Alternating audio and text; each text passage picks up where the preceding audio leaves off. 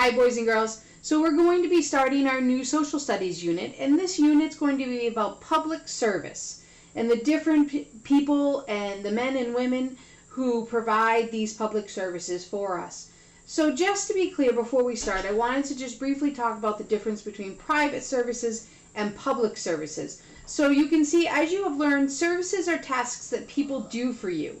Okay, maybe it's that they mow the lawn for you, or if you have a fire, they come and put that fire out for you. So those are services that are provided for you. Okay, businesses sell many services to people who want them. These are called private services. So if you have somebody who comes and mows your lawn for you, that's a private service. Or maybe somebody plows your driveway in the wintertime. Again, a private service. All things that we have to pay for. We pay those people directly for their service.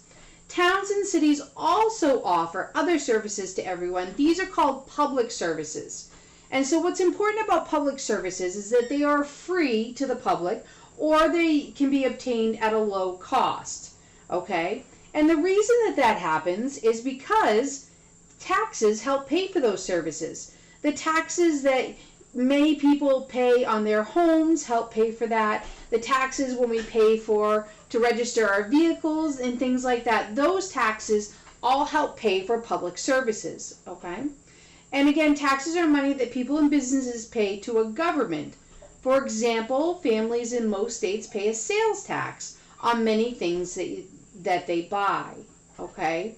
So this unit, we're going to be talking about public services and the different services that they provide. We'll be looking at the ambulance service, we'll be looking at the fire department, and we'll even be looking at the police department. So we'll have an opportunity to look at the different public services. All right, boys and girls, I hope you enjoyed the short video on public services, and I look forward to talking about this more later this week. Take care.